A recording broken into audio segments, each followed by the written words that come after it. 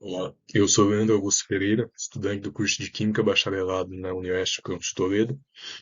Meu trabalho é sobre a embalagem biodegradável obtida utilizando resíduos de fécula de mandioca. Nesse processo eu fui orientado pelo professor Douglas Dagunski. E para começar a falar um pouco, né, do meu trabalho, eu gostaria de mencionar que é importante que sejam feitos trabalhos como esse, já que a população mundial ela cresce mais a cada década e, em decorrência disso, o consumo de alimentos também cresce, né? E juntamente a isso, o uso de materiais plásticos e isopor que são empregados em embalagens alimentícias. E permanece aí sempre a necessidade de aumentar o tempo de prateleira desses alimentos. Então, o objetivo central desse trabalho é desenvolver o material obtido a partir de amido, PVA, e incorporar o resíduo da fécula de mandioca para que possa ser utilizado em embalagens alimentícias. A ideia inicial é que essa embalagem ela seja utilizada para substituir as bandejas de isopor que são utilizadas em embalagens de carne, né? E como a carne ela costuma liberar muita água, então foram feitos alguns testes de contato e solubilidade para avaliar o quão hidrofílica essa superfície consegue ser, né? E se o material consegue resistir à absorção de água. É, Bom, a preparação desse material ocorre da seguinte forma. Inicialmente, a gente prepara uma solução filmogênica, né, contendo 3% de amido, 8% de álcool polivinílico e 15% do plastificante sorbitol, né, que está em relação à massa dos dois polímeros. Essa solução é levada ao banho, é preparada, né, no banho-maria, a 85 graus, e durante o processo, né, necessita de agitação mecânica, acabam formando algumas bolhas que interferem mais tarde no resultado. Então, é deixado num dessecador no vácuo, né, a 92 minutos. Depois é adicionado já o resíduo.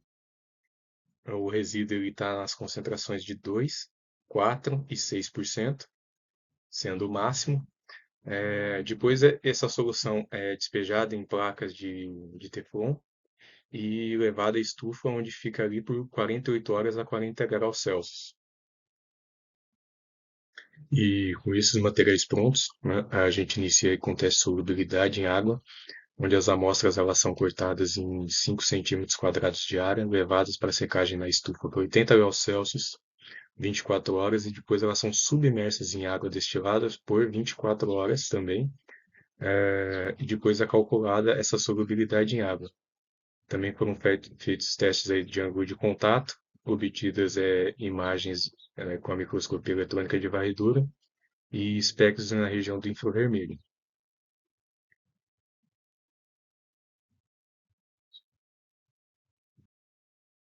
Bom, e começando aqui com os espectros de infravermelho, a gente nota aqui, primeiramente, uma banda larga e intensa na região entre 3.300 a 3.500, referente ao estiramento H. Também por volta aqui de 2.700, aqui um dupleto que representa o estiramento CH. A gente tem também a ligação COC aqui por volta de 1.000 a 1.100. Então, isso aqui indica que a inserção da adição do resíduo não alterou nada as vibrações das ligações químicas dos constituintes desse material. E no teste de solubilidade, os materiais 2 e 3, que apresentam as maiores concentrações do resíduo, eles tiveram também uma menor solubilidade em água, né? Esse comportamento a gente consegue explicar pela natureza do resíduo em si, né? Que é insolúvel em água. E à medida que a concentração desse resíduo aumenta, a fração da matriz polimérica solúvel torna-se progressivamente interrompida pelo resíduo, né? Como se a gente estivesse criando ali uma barreira física impedindo a água de entrar em contato e interagir com essa matriz polimérica. No entanto, quando a gente sobe a concentração de 4, né, que aqui no filme no material 2, para o 3, para 6%, não acontece isso, não tem uma diminuição adicional da solubilidade, né? Isso porque o sistema ele atingiu um limite, né? E quando a quantidade do resíduo ela se torna excessiva, o resíduo adicional ele não contribui para a formação de novas barreiras físicas, né? Aqui o material já está saturado com resíduo insolúvel, e esse excesso de resíduo pode até impedir a formação adequada da matriz polimérica, que resulta numa estrutura menos coesa, onde esse polímero solúvel não está suficientemente intercalado no resíduo. E passando aqui para os testes de ângulo de contato, quando a gente está falando aí da superfície do material em si, né, a gente observa que o material 2 ele possui um menor ângulo de contato, enquanto que o material 3 é quem possui os maiores valores, né?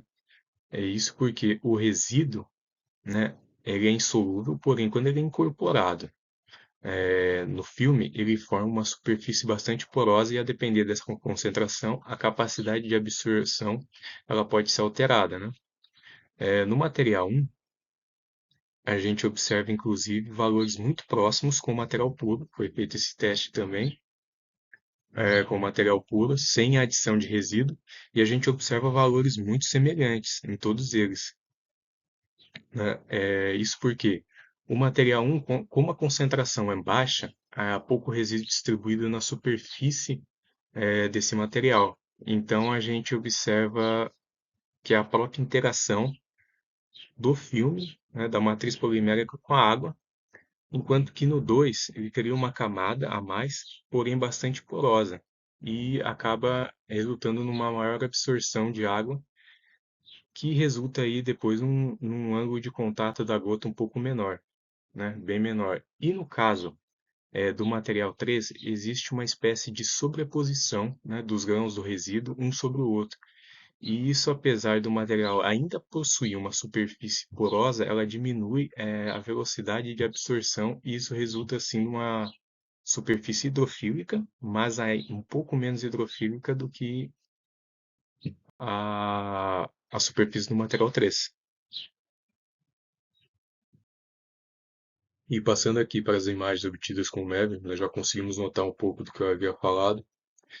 O material 1, assim como o material puro, possuem aí uma superfície bastante lisa, diferente do material 2 e 3, que são bastante rugosos. O 2 possui aí uma superfície bastante porosa, absorve a água de forma muito mais rápida. E o 3 acaba criando uma superfície menos penetrante. E olhando as imagens feitas com a lateral, a gente consegue observar um pouco da superposição dos grãos, né, que é responsável pela criação dessas barreiras físicas que impedem a interação da água com a matriz polimérica, resultando aí na diminuição da solubilidade, né? Coisa que a gente já não observa, por exemplo, aqui no material 1, né, que é a interação quase que direta da água com essa matriz. Então, para concluir, né, a gente pode afirmar que o material 3 é o mais promissor na aplicação para embalagens alimentícias, tendo em vista aí que ele resiste um pouco, de maneira até razoável, à submersão em água por 24 horas, absorve de maneira um pouco mais lenta essa água, que ajuda bastante na conservação do produto. E para finalizar, eu gostaria de agradecer à UniOeste, à Fundação CNPq e ao GEMPEC pelo suporte durante a realização desse trabalho. Muito obrigado pela atenção de todos. Até.